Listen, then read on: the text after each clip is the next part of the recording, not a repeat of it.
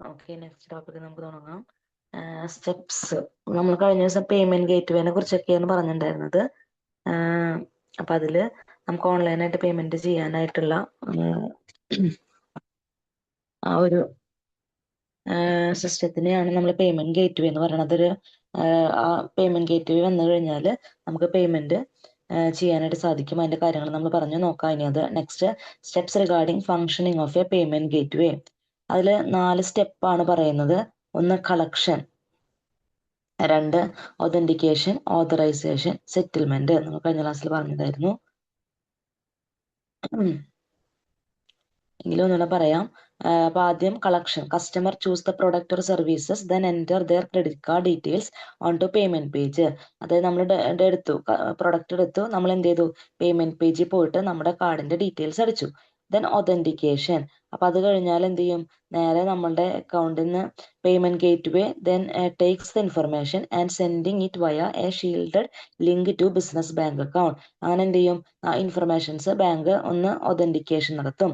Then authorization. At this point, you will know that the sale has been approved and you can deliver the ordered product or services. നമുക്ക് ഉറപ്പുണ്ട്, നമ്മൾ pin number കൊടുക്കാറുണ്ട് അല്ലേ, നമ്മൾ authorisation കൊടുക്കും. Then settlement. At last, the transaction data is verified by your bank and the money from the sale is deposited into your account. Fund transfer ആയിട്ട് പോകും. ഇങ്ങനെയാണ് നോർമലി ഈ പേയ്മെന്റ് ഗേറ്റ്വേ നടക്കുക. Then അതിൽ അവർ അടുത്തൊരു കൂടെ പറയുന്നുണ്ട്. നോർമലി നമ്മൾ ചെയ്യുന്നത് ഈ പേയ്മെന്റ് സിസ്റ്റത്തിൽ customer places his or her order and then presses the submit or check button or it's corresponding button on the website. അപ്പൊ നമ്മൾ ഓർഡർ എടുക്കുമ്പോൾ നമ്മൾ ചെയ്യുന്ന കാര്യങ്ങൾ തന്നെയാണ്, ഡെയിലി ഓൺലൈൻ പേയ്മെന്റ് ഒക്കെ നടത്തുന്ന സമയത്ത് നമ്മൾ ചെയ്യുന്നത് തന്നെയാണ്. Then e-commerce website platform take the customer to payment gateway. Payment gatewayയിലേക്ക് പോകും.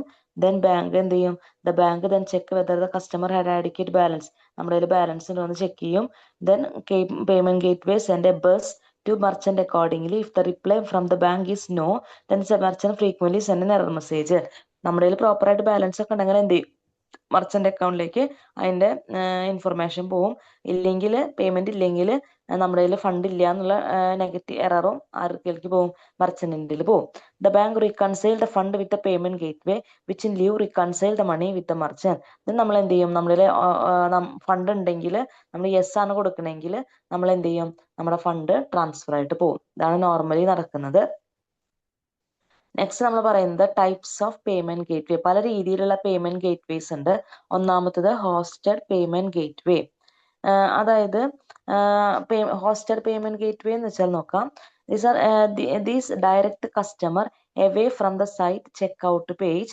When the customer click the gateway link, they are redirected to the payment service provider page. Here the customer fill in his or her payment details and after paying is redirected to back to the website to complete the checkout process. അതായത് payment process കഴിഞ്ഞാൽ shopping വെബ്സൈറ്റിലേക്ക് നമ്മൾ തിരിച്ചു വരും. അതാണ് ഹോസ്റ്റഡിന്റെ പ്രത്യേകത. Normally പേപോൾ ആണ് അതിന് എക്സാമ്പിൾ അവർ പറയുന്നത്, പേപോൾ. രണ്ടാമത്തെ പറയുന്നത് self hosted payment gateway. Self hosted payment gateway. The customer enter payment details directly on the merchant's own website or mobile app, not on a separate payment provider page. അങ്ങനെ ഒരു page ഒന്നും ഉണ്ടാവില്ല. അതായത് നമ്മൾ അവർ customise ചെയ്ത് വെച്ചിട്ടുണ്ടാവും, അതിലാണ് നമ്മൾ നമ്മുടെ ഡീറ്റെയിൽസ് അടിച്ചിട്ട് പേയ്മെന്റ് പോകുന്നത്. അതാണ് സെൽഫ് ഹോസ്റ്റഡ് പേയ്മെന്റ് ഗേറ്റ്വേ എന്ന് പറയുന്നത്. Next API hosted payment gateway. API hosted payment gateway നോക്കാം.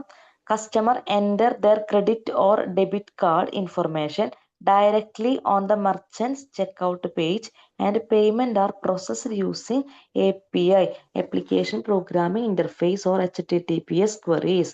അതായത് ഇതിന്റെ പ്രത്യേകത എന്ന് വെച്ചാൽ കസ്റ്റമർ നമ്മുടെ കാർഡ് ഡീറ്റെയിൽസ് മർച്ചന്റിന്റെ ചെക്കൗട്ട് പേജിൽ ഡയറക്റ്റ്ലി എൻ്റർ ചെയ്തിട്ട് പേയ്മെന്റ് പോകുന്ന സിസ്റ്റമാണ് API ഹോസ്റ്റഡ് പേയ്മെന്റ് ഗേറ്റ്വേ എന്ന് പറയുന്നത്. അതിന് അവർ ഈ പറയുന്ന API ഇന്റർഫേസ് ഉപയോഗിച്ചിട്ടോ അല്ലെങ്കിൽ HTTPS ഉപയോഗിച്ചിട്ടാണ് അവർ ചെയ്യുന്നത്. നെക്സ്റ്റ് പറയുന്നത് local bank integration gateway. Local bank integration gateway redirect the customer to the payment gateway website where they enter their payment details and contact details. After making the payment, the customer is redirected to back the merchant website with payment notification data sent upon redirection. നമ്മൾ നമ്മുടെ അക്കൗണ്ടിൽ തന്നെ datas കൊടുത്തിട്ട് നമ്മുടെ bank account നമ്മുടെ details കൊടുത്തിട്ട് പിന്നീട് എന്ത് ചെയ്യുന്നു, എങ്ങോട്ട് പോകണു, നമ്മുടെ മർച്ചന്റിന്റെ വെബ്സൈറ്റിലേക്ക് പോകുന്ന ടൈപ്പ് ഓഫ് ഗേറ്റ്വേ ആണ് ലോക്കൽ ബാങ്ക് ഇന്റഗ്രേഷൻ ഗേറ്റ്വേ എന്ന് പറയുന്നത്. Next types of payment method. പല രീതിയിലുള്ള പേയ്മെന്റ് മെത്തേഡുകളുണ്ട്. Automated clearing house, wire transfer, item processing, remote deposit capture, fed line access solution, automated teller machine, card service, mobile payment, crypto currency. ഇതൊക്കെ detail ആയിട്ട് നമുക്ക് പിന്നീട് പഠിക്കാനുണ്ട് കേട്ടോ. അതിലൊന്ന് ഫസ്റ്റ് പറയണത് ഇതിൽ കുറച്ചേ പറയുന്നുള്ളൂ. നെക്സ്റ്റ് ഫസ്റ്റ് ക്രെഡിറ്റ് കാർഡ് നമുക്ക് അറിയുന്നതാണ് അല്ലെ. ക്രെഡിറ്റ് കാർഡ് എന്താന്നുള്ളത് അതൊരു പ്ലാസ്റ്റിക് കാർഡാണ്, ബാങ്ക് ഇഷ്യൂ ചെയ്യുന്നതാണ്. അതായത് it is issued to customer of high credit ranking. The necessary information is stored in magnetic form on the card. A card holder can purchase the item from the shop or the showroom and need not pay cash. അതായത് നമുക്ക് cash കൊടുക്കണ്ട, നമ്മുടെ അക്കൗണ്ടിൽ പൈസ ഇല്ലെങ്കിലും credit കാർഡിൽ നമുക്ക് സാധനങ്ങൾ പർച്ചേസ് ചെയ്യാനായിട്ട് പറ്റും. കാർഡ് സ്വൈപ്പ് ചെയ്ത് കഴിഞ്ഞാൽ അക്കൗണ്ട് ഡീറ്റെയിൽസ് പോകും. ദെൻ അക്കൗണ്ടിലേക്ക് നമ്മുടെ കാർഡിലേക്ക് ഇപ്പോൾ നോർമലി ക്രെഡിറ്റ് കാർഡിനൊക്കെ ഒരു ടൈം പീരീഡ് ഉണ്ടാവും. ഇപ്പം ഞാൻ ഇന്ന് ട്രാൻസാക്ഷൻ നടത്തി, എനിക്ക് 30 ദിവസം ക്രെഡിറ്റ് പീരീഡ് ഉണ്ടെങ്കിൽ ഈ 30 ദിവസത്തിനുള്ളിൽ ഞാൻ എന്ത് ചെയ്താൽ മതി, അപ്പോൾ ഈ 10,000 രൂപയുടെ സാധനം ഞാൻ പർച്ചേസ് ചെയ്തിട്ടുണ്ടെങ്കിൽ ഈ 30 ദിവസത്തിനുള്ളിൽ എൻ്റെ അക്കൗണ്ടിലേക്ക് 10,000 രൂപ ഇട്ടാൽ മതി. അങ്ങനെ അല്ലെങ്കിൽ എന്ത് ചെയ്യും, അവര് ചാർജ് ഈടാക്കും. അപ്പൊ അതാണ് ക്രെഡിറ്റ് കാർഡ് എന്ന് പറയണത്. ദെൻ നെക്സ്റ്റ് പറയണത് സൈബർ ക്രാഷ്. നോക്കാം. Cyber crash is not directly involved in handling fund in cyber crash system. After deciding what is to be purchased, the customer make payment to the merchant through credit card without disclosing credit card number to him. അത് credit card പോലെ തന്നെയാണ്, പക്ഷെ നമ്മൾ details ആളുടെ disclose ചെയ്യണില്ല, മർച്ചന്റിൽ disclose ചെയ്യണില്ല. The credit card number is sent to the merchant in encrypted form. The merchant forwarded the encrypted payment with his private key to the bank cyber crash gateway server.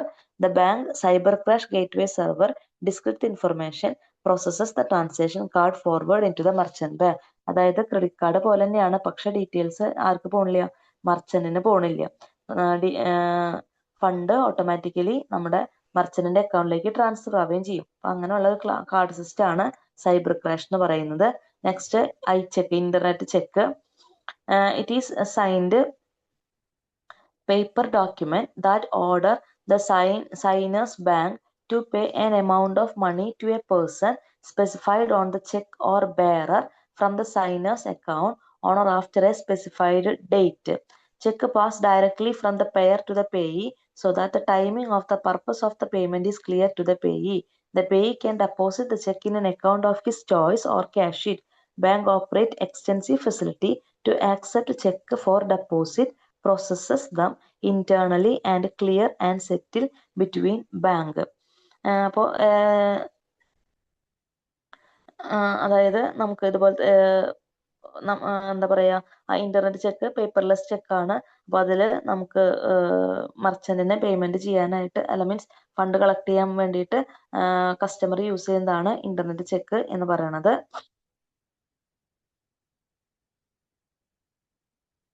Next smart card ആണ്. Smart card it's A plastic card with a microprocessor that can be loaded with fund to make transaction, also known as chip card. നമുക്ക് അറിയണത് തന്നെയാണ് chip card ആണ്. Then cash payment system, ഒന്ന് direct debit, അതായത് നമുക്ക് നേരിട്ടിട്ട് financial transaction in which the account holder instruct the bank to collect a specific amount of money from his account electronically to pay for goods or services. നേരിട്ടിട്ട് debit ആക്കാൻ കസ്റ്റമറിന് പറയാം. Then e cheque കൊടുക്കാം. E ക്യാഷിലൂടെ നമുക്ക് transaction നടത്താം. Then stored value card, അതായത് നമ്മളിപ്പോൾ ഗിഫ്റ്റ് കാർഡൊക്കെ ഇല്ലേ, അപ്പൊ അതേപോലെ കാർഡിൽ ഈ പോയിന്റ്സ് സ്റ്റോർ ചെയ്തിട്ടുണ്ടാവും. അപ്പൊ അങ്ങനെ നമുക്ക് ട്രാൻസാക്ഷൻ നടത്താനായിട്ട് പറ്റും. നെക്സ്റ്റ് പറയുന്നത് ഇ വാലറ്റ് ആണ്. ഇ വാലറ്റ് എന്ന് വെച്ചാൽ നമ്മളിലുള്ള ഗൂഗിൾ പേ ഒക്കെ ഇല്ലേ, അതായത് നമ്മൾ ഫണ്ട് നമ്മുടെ അക്കൗണ്ടിലെ ഫണ്ട് ഒരു ആപ്പിൽ സ്റ്റോർ ചെയ്തിട്ട് അതിലൂടെ ട്രാൻസാക്ഷൻ നടത്തുന്നതാണ് ഇ വാലറ്റ് എന്ന് പറയുന്നത്. It's a digital application or system used to store money and make online or mobile payment electronically. നമ്മളൊക്കെ ചെയ്യുന്നത് തന്നെയാണ്. നമുക്ക് ജിപേ, പേടിഎം അങ്ങനെ കുറെ ആപ്പുകൾ ഉണ്ട് അല്ലെ. അതിൽ ഫണ്ട് സ്റ്റോർ ചെയ്തിട്ട് എന്ത് ചെയ്യും, ഓൺലൈൻ ട്രാൻസാക്ഷൻ നടത്തുന്നതിനെ വിളിക്കുന്ന പേരാണ് ഈ വാളറ്റ് എന്ന് പറയുന്നത്.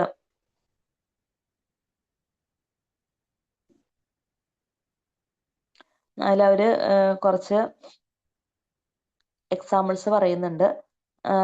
നോക്കുക, ഗൂഗിൾ പേ നമുക്കറിയണതാണല്ലേ. ഗൂഗിൾ പേ അതെന്നാ ലോഞ്ച് ചെയ്തെന്നൊക്കെ അവർ പറയുന്നുണ്ട്. ദെൻ നമുക്കറിയാം ജിപേ എന്ന് വെച്ചാൽ digital wallet platform and online payment system developed by Google. GPay is a safe, simple and helpful way to manage your money, giving you a cleaner picture of your spending and savings. നമുക്കറിയണതാണ്. അതായത് നമ്മൾ എന്ത് ചെയ്യും, നമ്മുടെ ജിപേയിൽ ആ അക്കൗണ്ടിൽ fund വെച്ചിട്ട് transaction നമുക്ക് ഇഷ്ടമുള്ളപ്പോൾ നമുക്ക് ട്രാൻസാക്ഷൻ ചെയ്യാനായിട്ട് സാധിക്കും ജിപേ എന്ന് പറയുന്നത്. നെക്സ്റ്റ് ആമസോൺ പേ 2007 ലോഞ്ച് ചെയ്തത്. It's an online payment processing service that is owned by Amazon. ആമസോണിന്റെ ഓണർഷിപ്പിലുള്ളതാണ്. ജിപേ പോലെ തന്നെയാണ് ആമസോൺ. നമുക്ക് ആമസോൺ അക്കൗണ്ടിലൂടെ നമുക്ക് എന്ത് ചെയ്യും, ഫണ്ടുകൾ ട്രാൻസ്ഫർ ചെയ്യാൻ പറ്റും. നെക്സ്റ്റ് വാട്സപ്പ് പേ 2018 ലോഞ്ച് ചെയ്തത്. WhatsApp pay is an in-chat payment feature that allow users to make transaction via WhatsApp to their contact list. WhatsApp വഴി നമുക്ക് പേയ്മെന്റ് ചെയ്യാനായിട്ട് സാധിക്കും. Next Bhim. It's launched by Honorable Prime Minister Narendra Modi in 30 December 2016. അതായത് ഭീം എന്ന് പറയുന്നതും ഇതേപോലെ തന്നെ ഒരു ഓൺലൈൻ പേയ്മെന്റ് സിസ്റ്റം ആണ്.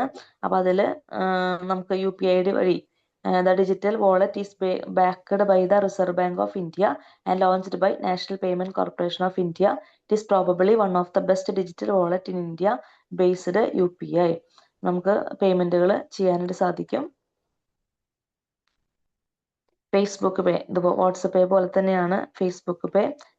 ഇതും നമുക്ക് ഫേസ്ബുക്ക് പേയിലൂടെ നമുക്ക് എന്ത് ചെയ്യാൻ പറ്റും, പേയ്മെന്റുകൾ ചെയ്യാനായിട്ട് സാധിക്കും.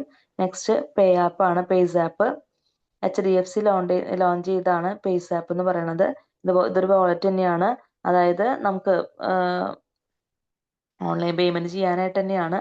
The DHFC Payzone e-wallet app is protected with a two-step encryption based authentication process which help the users to make payment instantly, be it for booking movie ticket or for recharging their mobile number or paying utility bill or buy grocery or pay for hotel bill. അങ്ങനെ നമുക്ക് നമ്മുടെ daily ലൈഫിന് വേണ്ട കാര്യങ്ങൾ ചെയ്യാനുള്ളതാണ് ഈ പറയുന്ന ഈ wallet തന്നെയാണ് പേടിഎം എന്ന് പറയുന്നത്. അല്ല pay app, pays app. The next Paytm, ഇതേപോലെ തന്നെയാണ് പേടിഎം. ഒന്നും കൂടെ ഫെമിലിയർ ആണ് പേടിഎം എന്ന് പറയുന്നത്. ദെൻ നെക്സ്റ്റ് പറയുന്നത് ഫോൺ പേ. ഫോൺ പേ ഇതേപോലെ തന്നെ ഈ വാളറ്റ് ആണ് 2015 ആണ് അത് ഫൗണ്ട് ചെയ്തത്. Then the company acquired in Flipkart in 2016 and it was rebranded as PhonePe Wallet. Within 3 months of launch, the app was downloaded by the over 10 million users. In 2018, PhonePe became the fastest Indian payment app to get a 50 million badge on the Google Play Store. അതായത് ഒരുപാട് ആൾക്കാർ use ചെയ്യുന്നതാണ്. പറയുന്ന പോലെ daily transaction ഒക്കെ നമുക്ക് use ചെയ്യാനായിട്ട് സാധിക്കും. ജിയോ മണി ഇതേപോലെ തന്നെയുള്ള ഒരു വാളറ്റ് തന്നെയാണ് ജിയോ മണി എന്ന് പറയുന്നത്. Then next ആലിപേ.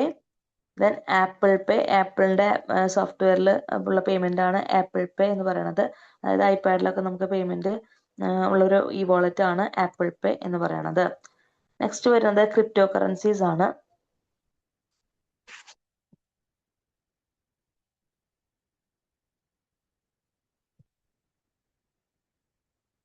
Cryptocurrency. It's a type of digital money that uses cryptography and decentralized network to record a transaction securely without relying on a central branch. അതായത് നമുക്ക് എന്താ പറയാ, ഓൺലൈനായിട്ട് ഇതുപോലെ തന്നെ യൂസ് ചെയ്യുന്നതാണ് ക്രിപ്റ്റോ കറൻസി എന്ന് പറയുന്നത്. അതൊരു ഡിജിറ്റൽ മണിയാണ്. ക്രിപ്റ്റോഗ്രഫി അല്ലെങ്കിൽ ഡീസെൻട്രലൈസ്ഡ് നെറ്റ്വർക്ക് ഉപയോഗിച്ച് സെക്യൂർ ആയിട്ട് നമുക്ക് യൂസ് ചെയ്യാവുന്ന കറൻസി ആണ് ക്രിപ്റ്റോ കറൻസി എന്ന് പറയുന്നത്. ബിറ്റ് കോയിൻ ഒക്കെയാണ് അതിന്റെ എക്സാമ്പിൾ ആയിട്ട് പറയുന്നത്.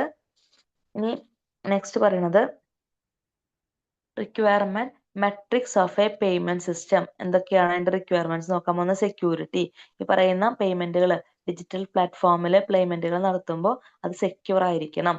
ദെൻ യൂസർ എക്സ്പീരിയൻസ്, അതായത് നമുക്ക് അതിനൊരു എക്സ്പീരിയൻസ് ഉണ്ടായിരിക്കണം. അതായത് നമ്മൾ പിന്നെ ആപ്പുകൾ ഉപയോഗിച്ചിട്ട് അത് ചെയ്യാൻ ഒരു എക്സ്പീരിയൻസ്, ഒരു ഐഡിയ നമ്മൾ പ്രൊവൈഡ് ചെയ്ത് കൊടുക്കണം. ദെൻ ഫങ്ഷണാലിറ്റി, അതായത് functional testing comprise of functionality testing which is A feature validation of N entire function or component of the product, അതായത് ടെസ്റ്റിങ്ങുകൾ നടത്തണം. ദെൻ പെർഫോമൻസ് അനലൈസ് ചെയ്യണം. Then data integrity, compromising such data can have disastrous consequences and banking organization must take care to never be at the receiving end of such disaster.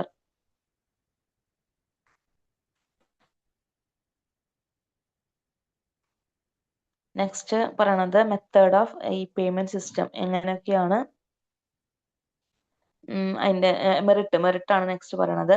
ഒന്ന്, reaching more clients. നമ്മൾ ഇവിടെ ഒന്നും പോകണ്ട, ബാങ്കിലൊന്നും പോകണ്ട അല്ലെ, നമുക്ക് നമ്മുടെ വീട്ടിലിരുന്നു കൊണ്ട് എവിടെ ഇരുന്ന് ചെയ്യാൻ പറ്റും, ഒരുപാട് ക്ലയൻസിന് ഉണ്ടാക്കാൻ സാധിക്കും. More efficient and effective and efficient transaction നല്ല സ്മൂത്ത് ആയിട്ട് പോകാൻ സാധിക്കും. കൺവീനിയന്റ് ആണ്. ലോവർ ട്രാൻസാക്ഷൻ കോസ്റ്റ് കുറവാണ്. എക്സ്പെൻസസ് കൺട്രോൾ ഫോർ കസ്റ്റമേഴ്സ്, നമ്മൾ പോയി ഇതാക്കൊന്നും വേണ്ട, അപ്പൊ അതുകൊണ്ട് തന്നെ എക്സ്പെൻസ് കൺട്രോൾ ചെയ്യാൻ പറ്റും. Easy to add payment to a website, നമുക്ക് പേയ്മെന്റുകൾ കൊടുക്കാനൊക്കെ സിമ്പിൾ ആയിട്ട് ചെയ്യാൻ പറ്റും, സിമ്പിൾ പ്രൊസീജിയേഴ്സ് ആണ്. Then effective security and anti fraud tool, അതായത് റിലയബിൾ ആക്കാൻ വേണ്ടി ട്രാൻസാക്ഷൻ സ്മൂത്ത് ആക്കി കൊണ്ടുപോകാൻ വേണ്ടിയിട്ട് എന്ത് ചെയ്യുന്നുണ്ട്, സെക്യൂരിറ്റി ടൂളുകൾ അപ്ലൈ ചെയ്യുന്നുണ്ട്. നെക്സ്റ്റ് റിസ്ക് ആണ്. ഇതിലൊരു 2 പോയിന്റ് ഒക്കെ പറഞ്ഞിട്ടുള്ളൂ. റിസ്ക് ഒന്ന്, ഫ്രോഡ് വരാനുള്ള ചാൻസ് ഉണ്ട് അല്ലെ, fraud risk. Hacking and cyber attack, ഇതിൽ പോയിന്റ് ഇല്ല കേട്ടോ. ഹാക്കിംഗ് ആൻഡ് സൈബർ അറ്റാക്ക് വരാനുള്ള ചാൻസ്, റിസ്ക് ഉണ്ട് നമുക്ക്. ദെൻ പാസ്വേഡ് തെഫ്റ്റ്, അതായത് നമ്മൾ നമ്മുടെ പാസ്വേഡ് ഉപയോഗിച്ചിട്ടാവും അത് യൂസ് ചെയ്യുന്നത്, അപ്പൊ അത് പാസ്വേഡ് തെഫ്റ്റ് വരാനുള്ള ചാൻസ് ഉണ്ട്. ടെക്നിക്കൽ ഫെയിലിയർ വരും, അപ്പൊ നമുക്ക് വിചാരിച്ച പോലെ ട്രാൻസാക്ഷൻസ് ചെയ്യാനായിട്ട് സാധിക്കില്ല. ദെൻ പ്രൈവസി റിസ്ക്, അതായത് ഈ പറയുന്ന ചില സമയത്ത് അത് നമ്മുടെ ഡീറ്റെയിൽസ് നമ്മൾ ഷെയർ ചെയ്യേണ്ടി വരും. ദെൻ ഐഡന്റിറ്റി തെഫ്റ്റ്, അതൊരു റിസ്ക് ആണ്. ദെൻ നെക്സ്റ്റ് പറയണത് ചാർജ് ബാക്ക് റിസ്ക്, അതായത് ചില സമയത്ത് ഇവർ എന്ത് ചെയ്യുന്നുണ്ട്, ഓൺലൈൻ ട്രാൻസാക്ഷന് ചാർജ് ഈടാക്കുന്നുണ്ട്, അപ്പൊ അതും നമുക്ക് ഒരു റിസ്ക് ആണ്. റിസ്ക് ഇതിൽ പോയിന്റുകളില്ല. Fraud risk, hacking and cyber attack, password theft, technical failure, privacy risk, identity theft, charge bank risk, ഇതൊക്കെയാണ് മെയിൻ ആയിട്ട് വരുന്ന റിസ്കുകൾ. അപ്പൊ നമ്മുടെ ഈ ചാപ്റ്റർ കഴിഞ്ഞു. ഈ ചാപ്റ്ററിൽ ഓൺലൈൻ എടുക്കുമ്പോൾ അതിൻ്റെതായ കുറച്ച് ബുദ്ധിമുട്ടുകൾ ഉണ്ടാവും, ഒന്ന് ശ്രദ്ധിക്കണം നിങ്ങൾ. അപ്പൊ അതില് നമ്മൾ മെയിൻ ആയിട്ട് പഠിച്ചത് പേയ്മെന്റ് ഗേറ്റ് വേ ആണ്. പിന്നെ അതിന്റെ മറ്റേ ടൈപ്സ്, സെൽഫ് ഹോസ്റ്റഡ്, അതൊക്കെ നമ്മൾ പഠിച്ചു. ജസ്റ്റ് അതൊക്കെ വായിച്ചു നോക്കുക കേട്ടോ.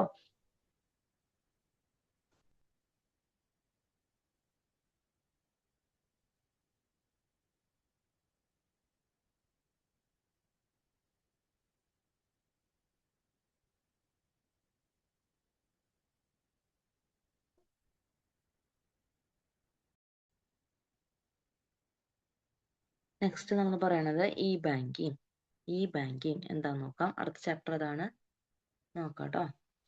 ഇ ബാങ്കിങ് എന്ന് പറയുമ്പോൾ പേരിൽ തന്നെ ഉണ്ട്, electronic banking. It means banking services provided through electronic system like internet, mobile app, ATM or computer without visiting a bank branch physically.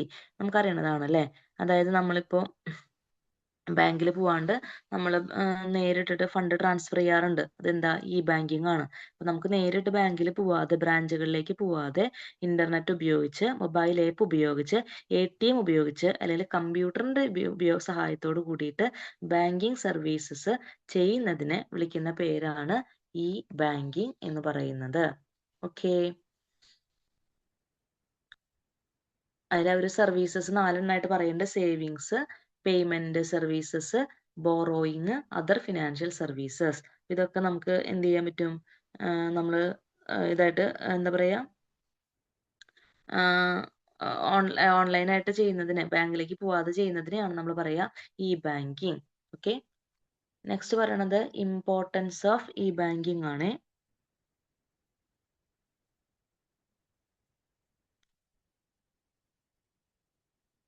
ഒരു മിനിറ്റ്.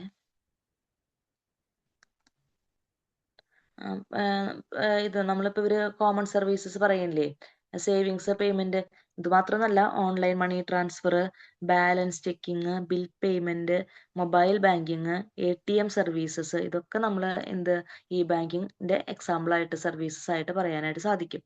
നെക്സ്റ്റ് പറയണത് അഡ്വാൻറ്റേജസ് അല്ല ഇമ്പോർട്ടൻസ് ആണ്. നോക്കാം, ഒരു പോയിന്റ് ആയിട്ടാണ് കൊടുക്കുന്നില്ല. ഒന്ന്, സേവ് ടൈം സേവ് ചെയ്യാൻ സാധിക്കും അല്ലേ നമുക്ക്. അതായത് എന്താ പറയാ, നമുക്ക് നമ്മുടെ ഏത് സമയം എപ്പോൾ വേണമെങ്കിലും നമുക്ക് പേയ്മെന്റുകളും കാര്യങ്ങളും ചെയ്യാനായിട്ട് സാധിക്കും. അപ്പൊ നമ്മുടെ ടൈം സേവ് ചെയ്യാൻ സഹായിക്കുന്നു. ഇതിനടുത്തൊരു ഇമ്പോർട്ടൻസ് പറയുന്നത് 24/7 ബാങ്കിങ് സർവീസ്, അതായത് 24 മണിക്കൂറും ബാങ്കിങ് സർവീസ് നമുക്ക് കിട്ടും. ദെൻ ഈസി മണി ട്രാൻസ്ഫർ, അടുത്ത പോയിന്റ് ഈസി മണി ട്രാൻസ്ഫർ, പെട്ടെന്ന് നമുക്ക് ഫണ്ട് ട്രാൻസ്ഫർ ചെയ്യാനായിട്ട് സാധിക്കും. കൺവീനിയന്റ് ആൻഡ് ഫാസ്റ്റ് ആയിട്ട് കാര്യങ്ങൾ മൂവ് ചെയ്യാൻ പറ്റും. ദെൻ ലെസ് പേപ്പർ വർക്കുകളുടെ ആവശ്യവും ഇല്ല. ഇതാണ് മെയിൻ ആയിട്ടുള്ള ഇമ്പോർട്ടൻസ് പറയണത്. ഇതിനങ്ങനെ പോയിന്റ് ആയിട്ട് അത്ര ഇതായിട്ട് കൊടുത്തിട്ടില്ല. ടൈം സേവ് ചെയ്യാം, 24/7 banking service, easy money transfer, convenient and fast, less paper work, common ആയിട്ട് പറയാവുന്ന ഇമ്പോർട്ടൻസ് ആണ് കേട്ടോ. നെക്സ്റ്റ് നമ്മൾ പറയണത് ടെക്നോളജി.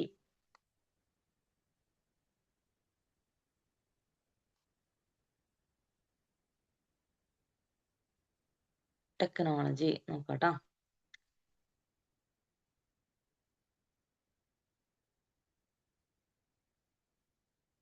എന്തൊക്കെ ടെക്നോളജിയാണ് നമ്മൾ അതിൽ യൂസ് ചെയ്യണത് എന്നുള്ളതാണ് അവർ പറയണത്. ടെക്നോളജി ഒന്ന്, internet banking, mobile banking technology use ചെയ്യുന്നുണ്ട്.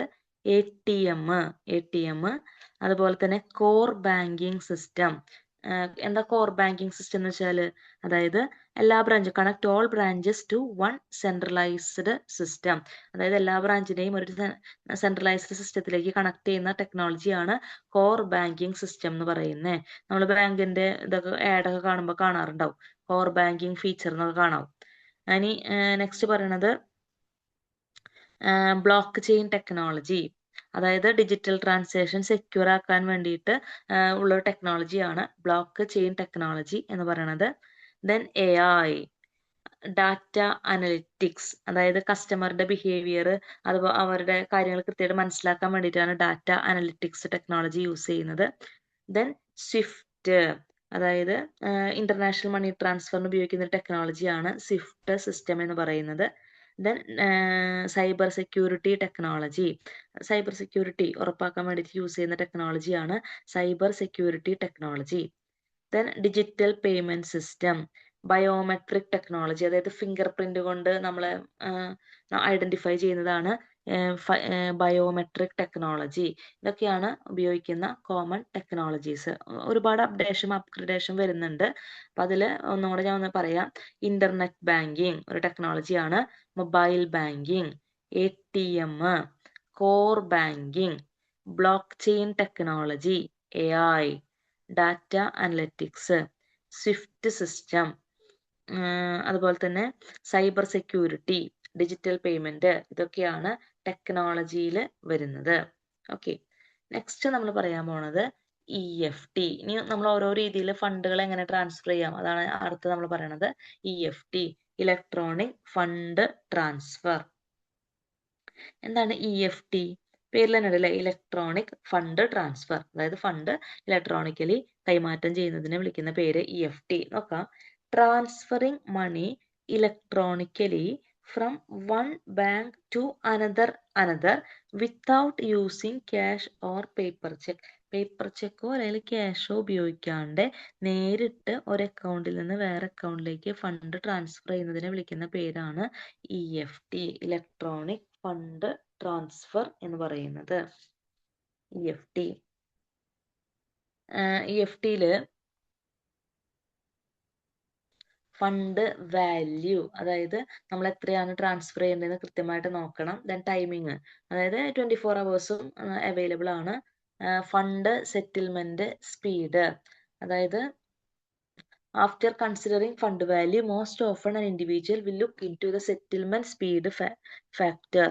അതായത് ഫാസ്റ്റ് ആയിട്ട് എത്രയും വേഗം നമുക്ക് പേയ്മെന്റ് നടത്തണം. അപ്പോൾ അങ്ങനെ ഏതാണ് സ്പീഡായിട്ടുള്ള സെറ്റിൽമെന്റ് സ്പീഡ് നോക്കണം. ദെൻ ചാർജസ്, ബാങ്ക് ചില സമയത്ത് ചാർജ് ഈടാക്കാറുണ്ട്. ദെൻ ട്രാൻസാക്ഷൻ ലിമിറ്റ്, ചില സിസ്റ്റത്തിൽ ട്രാൻസാക്ഷൻ ലിമിറ്റ് ഉണ്ടാവും. അതായത് ഇത്ര എമൗണ്ട് മാത്രമാണ് അറ്റ് എ ടൈം പോകാൻ പറ്റുള്ളൂ എന്നുണ്ടാവും.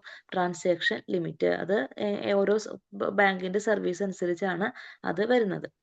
നെക്സ്റ്റ് വരുന്നത് നെഫ്റ്റ്, അടുത്തൊരു ടെക്നോളജിയാണ് അതിലുള്ളവരാണ് NEFT, national electronic fund transfer.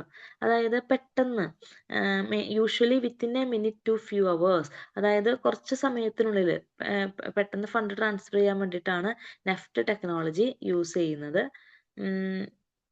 It is a most commonly used online payment option to transfer money from one bank to another. Usually, salary transferred where company are doing using NEFT. The fund are transferred on a deferred settlement basis, which implies that the money is transferred in batches. There is no maximum limit, but this depends from bank to another. The retail banking limit set up by SBI is 10 lakh. Based on the amount being transferred, the bank can charge an amount from 2.5 to 25. അതായത് charge അവർ ഈടാക്കും. NEFT ഇതുപോലെ fund transfer ചെയ്യുന്നതാണ് സാധാരണ നമ്മൾ കമ്പനികൾ ബൾക്കായിട്ട് salaries ഒക്കെ കൊടുക്കാൻ വേണ്ടിയിട്ട് യൂസ് ചെയ്യുന്നത് ഈ പറയുന്ന നെഫ്റ്റ് ടെക്നോളജിയാണ്. അപ്പം അതിൽ വേണ്ടത് നമ്മുടെ റെസിപ്പിയൻ നെയിം ഉണ്ടാവണം, ബാങ്ക് നെയിം ഉണ്ടാവണം, അവരുടെ അക്കൗണ്ട് നമ്പർ ഉണ്ടാവണം, റിസീവ് IFSC കോഡ് ഉണ്ടാവണം. ഈ ഡീറ്റെയിൽസ് ഉണ്ടെങ്കിൽ നമുക്ക് ഫണ്ട് നെഫ്റ്റ് വഴി ട്രാൻസ്ഫർ ചെയ്യാനായിട്ട് സാധിക്കും.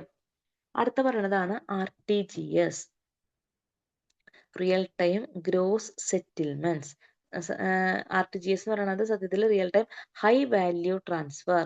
എമൗണ്ടുകൾ ട്രാൻസ്ഫർ ലിമിറ്റ് ഒന്നും ഇല്ല. അപ്പൊ അങ്ങനെ എത്ര വേണമെങ്കിലും നമുക്ക് ഫണ്ട് ട്രാൻസ്ഫർ ചെയ്യാൻ പറ്റും. അതിനുപയോഗിക്കുന്ന ഇതാണ് RTGS എന്ന് പറയുന്നത്, real time gross settlement, RTGS.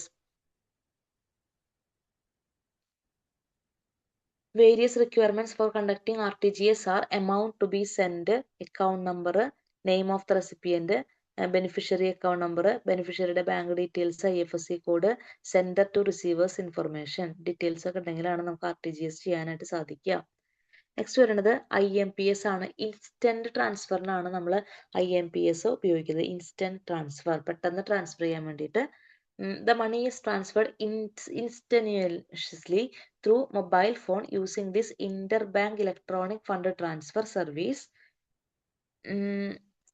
You can make the transaction, അതായത് ഈ പറയുന്ന പോലെ 24 hours അവൈലബിൾ ആയിരിക്കും. ഇൻസ്റ്റന്റ് ആയിട്ട് ഫണ്ട് ട്രാൻസ്ഫർ ചെയ്യാൻ വേണ്ടിയിട്ടാണ് നമ്മൾ IMPS ഉപയോഗിക്കുന്നത്. അവരുടെ അതിന് വേണ്ട റിക്വയർമെന്റ്സ് അവർ പറയുന്നുണ്ട്. MMID ഓഫ് ദ റെസിപ്പിയന്റെ മൊബൈൽ മണി ഐഡന്റിഫയർ വേണം. ദെൻ റിസീവറുടെ വേണം. ദെൻ ബെനിഫിഷ്യറി നെയിം വേണം. ദെൻ അവരുടെ മൊബൈൽ നമ്പർ ഡീറ്റെയിൽസ് വേണം. ഓക്കെ, നെക്സ്റ്റ് വരുന്നത് UPI ആണ്. അതായത് നമ്മൾ മൊബൈൽ ഫോക്കസ്ഡ് ട്രാൻസാക്ഷൻ ആണ് നോർമലി UPI യൂസ് ചെയ്യുന്നത്, യൂണിഫൈഡ് പേയ്മെന്റ് ഇന്റർഫേസ്. അതായത് നമ്മളിപ്പോൾ ഇപ്പോൾ നിങ്ങളിപ്പോൾ CM എക്സാം ഒക്കെ ആപ്ലിക്കേഷൻ അയക്കുന്ന സമയത്ത് UPIയിലാണെങ്കിൽ എക്സാം ആപ്ലിക്കേഷൻ UPI പേയ്മെന്റ് ഉണ്ട്. എല്ലാത്തിനും UPI പേയ്മെന്റ് ഉണ്ട്. UPI ഇതുപോലെ തന്നെ പേയ്മെന്റ് ഇൻസ്റ്റന്റ് പേയ്മെന്റ് യൂസ് ചെയ്യുന്നത് തന്നെയാണ് UPI എന്ന് പറയുന്നത്. It's an interface, real-time payment system developed by National Payment Corporation of India, facilitating interbank transaction. The interface is regulated by RBI and works by instantly transferring fund between two bank account on a mobile platform. Mobile പ്ലാറ്റ്ഫോമിൽ രണ്ട് അക്കൗണ്ടിലേക്ക് fund transfer ചെയ്യുന്ന മെത്തേഡാണ് UPI എന്ന് പറയുന്നത്.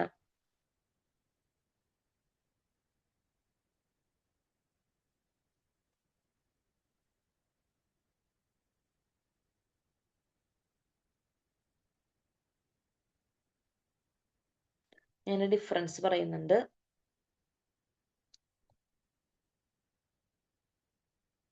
Difference കൃത്യമായിട്ട് ആ ബോക്സിൽ കൊടുത്തിട്ടുണ്ട്. അപ്പൊ എന്താണ് നമുക്കറിയാം. Digital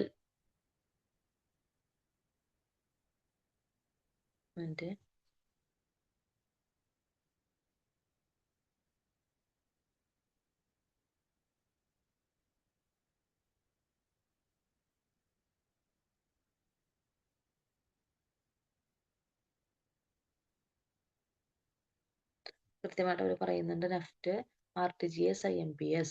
NEFT speed of settlement half hourly, real time, maximum transfer value no limit, മറ്റൊന്ന് 2 lakh. RTGS no limit, minimum transfer. RTGS 2 lakh ഉണ്ട്. ചാർജസ് ഡിപ്പെൻസ് ആണ്. IMPS ചാർജ് ബാങ്ക് ഡിസൈഡ് ചെയ്യും. Then timing 24 hours. Then RTGS 7 AM IST, 5 PM IST on all working days for bank in India. Next നമ്മൾ പറയുന്നത് virtual currency.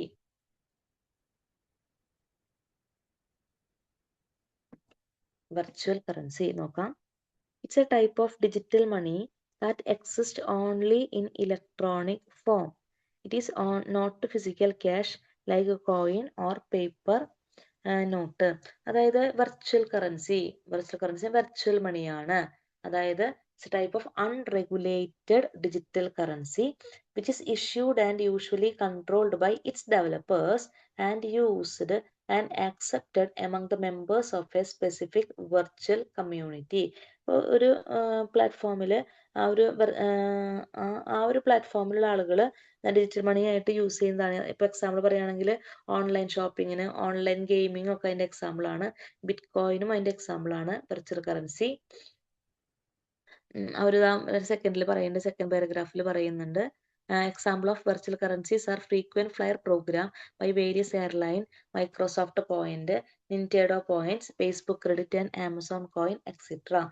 RBI imposed a ban on the sale or purchase of cryptocurrency by stating that financial institution can no longer deal with entity that trade in virtual currencies such as Bitcoin. അതായത് നമ്മൾ ഈ virtual currencies